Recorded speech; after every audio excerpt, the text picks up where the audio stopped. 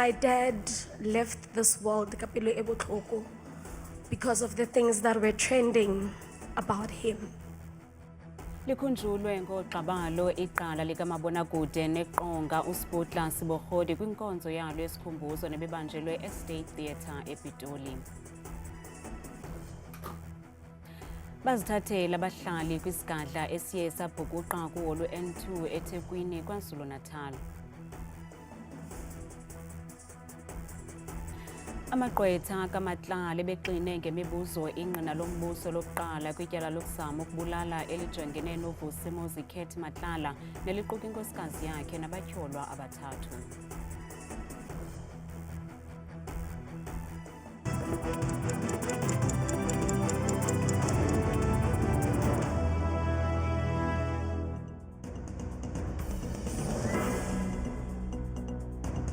Sinibulise emakhaya sifikile kwakhona siziphaka zishushu nezanamhlanje. Abazili nabahlobo bangungelene eState Theatre ePitoli namhlanje bekhumbula iqala lemiboniso kamabonakude uSputla Sibohodi nowazakhela igama kumdlalo iGenerations ebizwa ngoKenneth Mashaba. Sibohodi usweleke kwiveki ephelileyo emva kokujijisana nesifo seswekile beneminyaka engama-63 budala.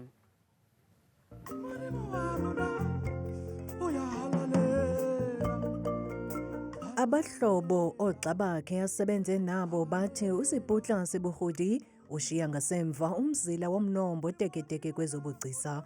Oxa bakhe bakwabalise ngempatho yakhe kubo ubuthandazwe kwanokuba indoda enobubele ebakhuselayo abo basondeleyo kuyo. I don't believe gore today we are speaking of Siputla in the past. Let's go back to mid-90s, I think 94.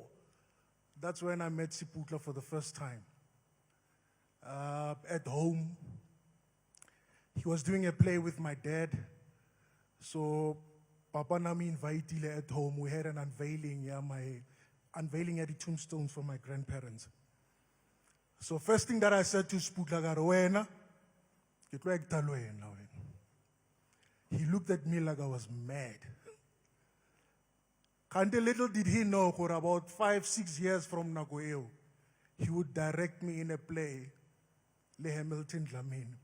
Siputla used to protect me fiercely. Anybody knew. I remember the one time that I was hospitalized, I had been robbed, and he came to me and he said, Charlie, you can tell me who did it, ne? I said, Charlie, I don't know. It was a person, just a random robber. I don't know what was going on.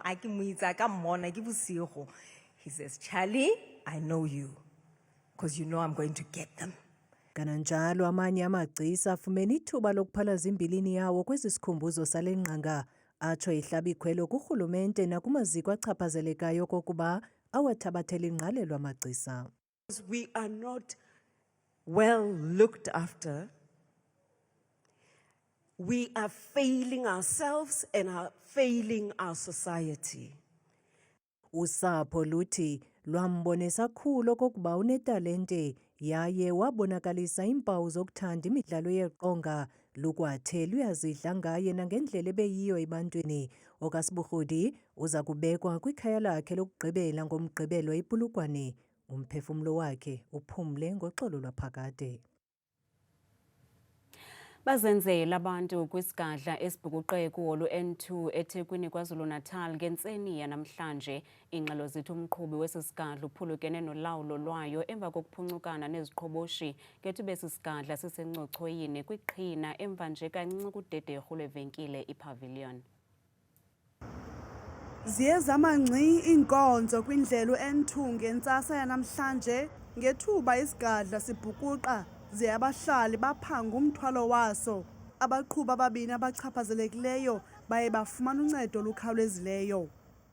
The truck driver tried his utmost to try and avoid other vehicles that were on the road, swerving in amongst traffic, and eventually came to rest on its side about 400 to 500 meters below the pavilion.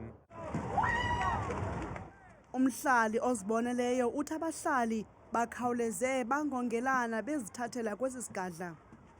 Lokho ukuthi kube itruck ke ngoba nazi-ke abantu bomphakathi la eKhathomela babe sebegijima sebevula i-truck ngaphezulu sebekhipha iy'mpahla sebetapaka abantu njengoba kwaziwa ukuthi abantu umphakathi uma kunomonakalo wenzeke endaweni abantu abagijimeli ukusiza udriver bagijimela abantu ukufuna impahla engaphakathi etruckini.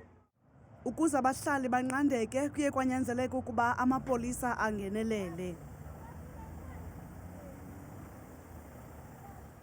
Libuyele enkundleni kwakhona namhlanje ingqina lokuqala kwityala elijongene noVusimuzi Khet Matlala nabanye abarhanelwa abane abatyholwa ngokuzama ukubulala usomashishini uJoe Sibanyoni.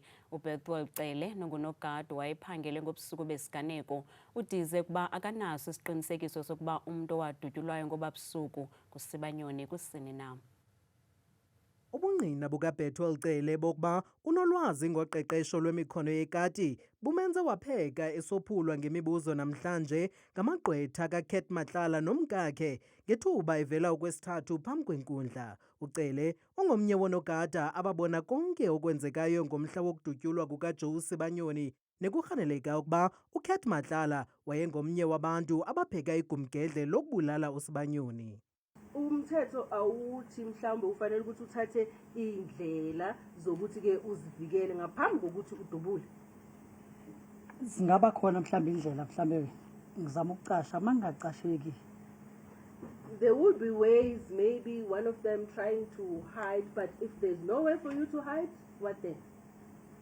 Nangona uCele evumile ukuba naye wakhupha owakhe umkhono wekati ngelokuzikhusela, amagqwetha abarhanelwa athe amfaka emgibeni ngokubiza igama likaSibanyoni njengoyena mntu owathi walimala ngoba busuku. uCele khange agungqe kubungqina bakhe. Izolo ujele inkantolo into engathi ke iyalangazelisa kakhulu. Wena ubonakale njengomuntu obakade azi ingozi zakamnumzana uSibanyoni. Wazi kanjani wena ngalokho? Hayi ingozi ngokulimala kwakhe ngalilalanga. Engiyazile ukuthi ngabona umuntu angizange ngithi baba uSibanyoni ngithe omunye umuntu ngambona elimele. Kubungqina bakhe ngolwesibini uCele uthe akamazi ukuba ngubani kanye umntu owathi wadutyulwa ngoba busuku. Namhlanje uphendule ngelithi kungenzeka ukuba nguSibanyoni nowathi wala ukukhwela kwisithuthi sezigulane. Ngabe uyawambona futhi sekephuma emva kokuthi ke angena acashe lapha ecomplex? Ngimbone sephuma ngemoto like esedriviwa ngemoto yama security ngoba wathi ngeambulance. Hayi yena ngeke angene kwiambulance akathembi lutho. Namhlanje kukwavele ukuba amakhoba embumbulu ompu kaCele zange afumaneke kwindawo yoxhwayelo.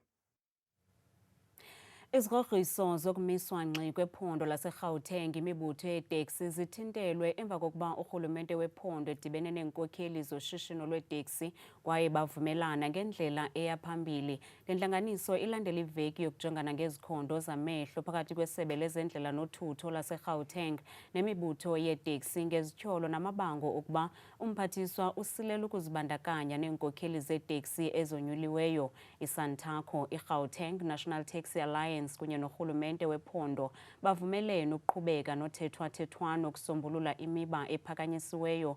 Omabini ke lamacala zibophelele ekuphuculeni ubudlelwane ukubheka phambili. There's no shutdown. We have found each other with the taxi industry in Gauteng. We also have agreed to continue with our structured meetings, but also have added on our agenda items issues that they were raising, and for us to deal with them and decide on some of the issues that they are raising and that we are raising as a government to them. I'm happy that they are already in motion on some of the tasks. Like now, when they left here, they were going to CSIR to meet the taxi industry trust so that they finalize some of the tasks that I gave them to do. Kungenzeka jongane namatyala okungathethi inyaniso phantsi kwesifungo Advocate Andrea Johnson noyintloko yecandelo lophando elichasene norhwaphilizo iDEC ngamafutshane okuze emva kokuba evumile naye ukuba ikomiti yesikhawu yepalamente zangayixelele inyaniso ngokuphathelene nomba wezityholo ezazifakwe ngumnumzana Fadil Adams kwi-IDEC nalapho wayetyhola amagosa ezobuntlola kulwaphulo-mthetho ngokusebenzisa gwenxa izimali zeli candelo nangorhwaphilizo. Ubungqina buka-Advocate Johnson bebuphikisana kwaye uvumile ukuba ikomiti yesikhawu yepalamente wayinika imbila ngentloko nangona wayephantsi kwesifungo. Ngethuba wayevele phambi kwekomiti yepalamente wabuzwa ukuba wasifumana nini isimangalo sikamnumzana Fidel Adams kwaye yintoni awayenzayo ngaso.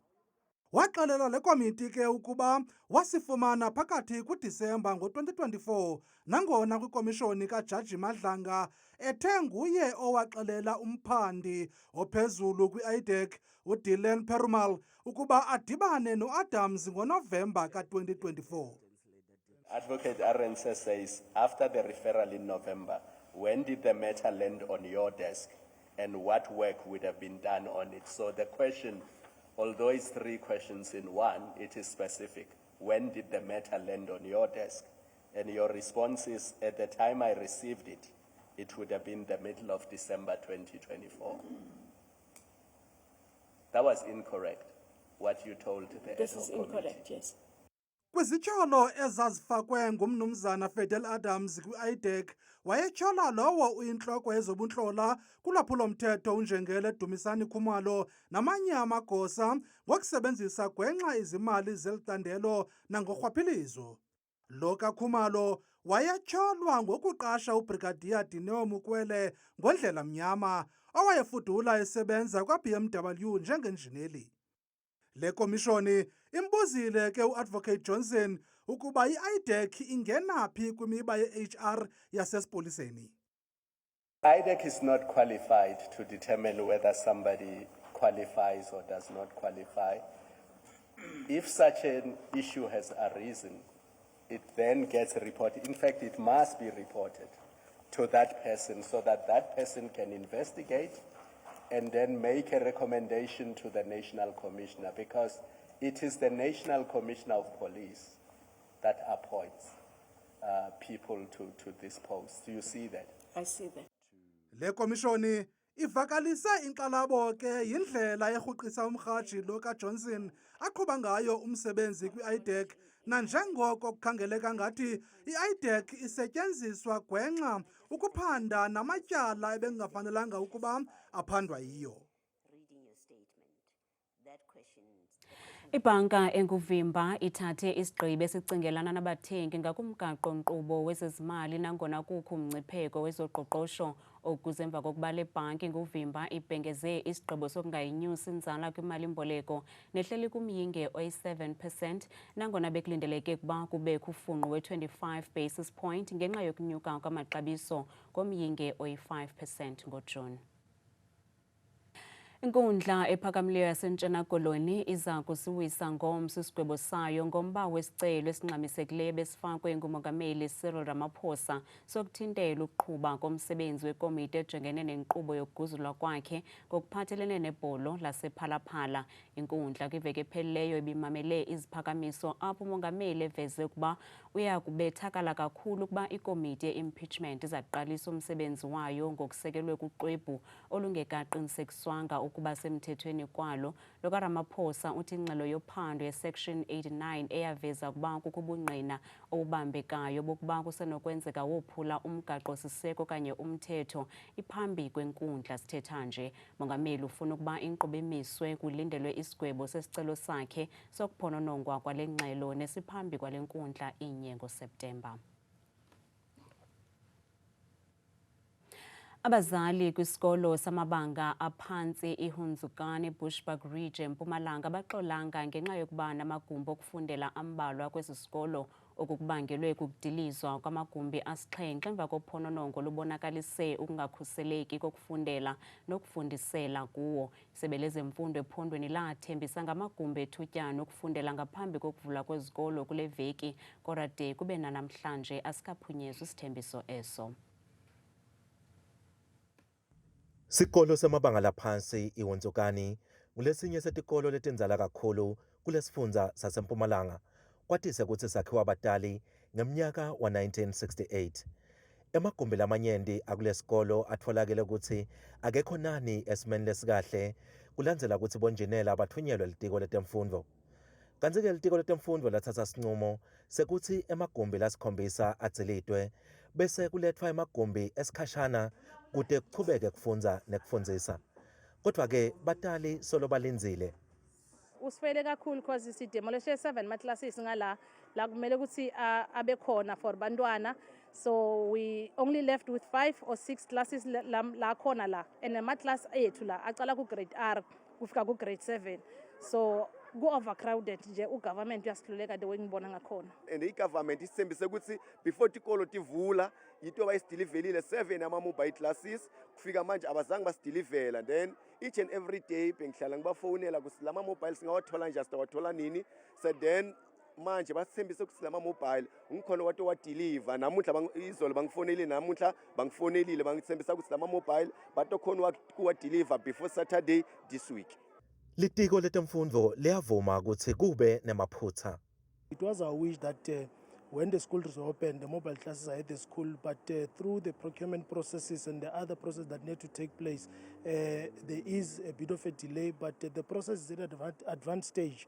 Sambo uthi sebabekele eceleni imali letawusita ekutheni kulungiswe cishe tikolo letingu-60 letitfolakele ukuthi atikaphephi kufundza nekufundzisa.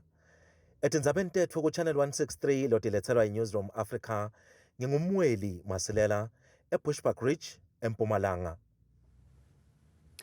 Kuvulwe isikolo samabanga phakamileyo iDavid Livingstone nesisandula ukwakhiwa eShorterville eMpuma Kapa kwilinge lokuxhobisa abafundi ngezakhono ezahlukeneyo zomsebenzi wezandla. Eliphulo lifumene inkxaso enkulu evela kubunkokheli bephondo ubuquka inkulu baphathiswa ephondweni uMnumzana Oscar Mabuyane kunye nomphathiswa ojongene nezemfundo uFundile Gade.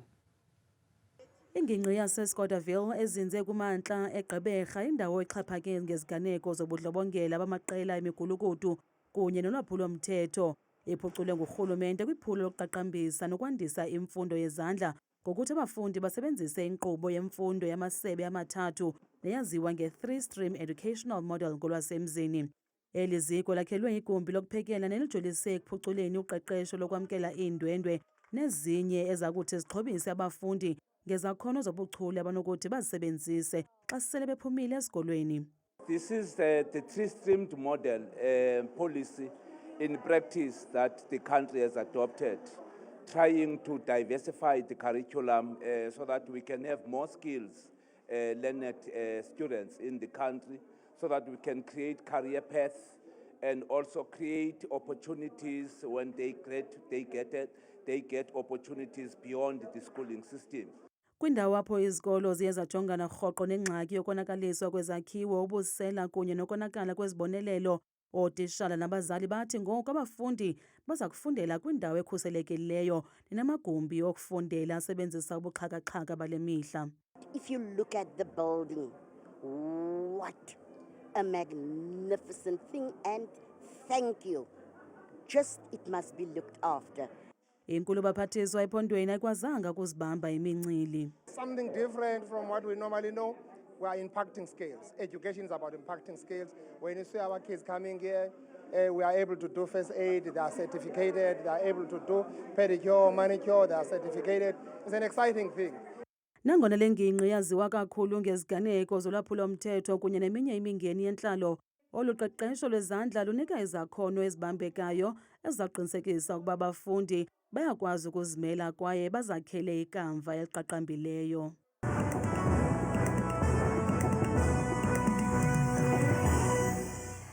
Bengazibini ke kuwe qwathikazi noncuthu ezindabeni. Ndiyakubulisa nawe mbukeli wam apha ekhayeni, ndikwamkele ke kwiqonga leMozulu. Mna ke bethi igama lam ndikuthabile ndiyinzwakazi yabathembu. Mvanje ke masijongeni nantsi imozulu leyo ke mbukeli siphawule kaloku ngawo lo mfanekiso wokuqala ogxilayo ngokuqatha kwiziganeko ke zemvula nomoya kuwo wonke nje uMzantsi Afrika. Nawe uyabona bakhe noko kucweke kamnandi kwindawo ezininzi eziphezulu apha eMzantsi Afrika mpela futhi encamini nakulo lonke futhi laphondo lonke lapha ko Free State Free State, indawo ezininzi futhi KwaZulu Natal, amazantsi eMpumalanga napha kumantla futhi ephondweni laseLimpopo. Ngokuba nganzi ke mbukeni masijongeni kaloku amaqondo wethu kuyaphantsi naphezulu siphawule ngephondo lokuqala phondo elo kweliphaya kaloku eMpuma Kapa kwindawo ezininzi futhi ke mbukeli wam eziphezulu kwelaphondo phaa koMalitswaye, Komane, Sada, Whittlesea napha kwimpuma futhi eMthatha kuyafefa nje yonke intsasa yabo yangomso bevusa amaqondo okutshisa phantsi kakhulu ngo-5 degrees kanti benje futhi kwelaphondo lapha kaloku ko-Free State nelisencamini ke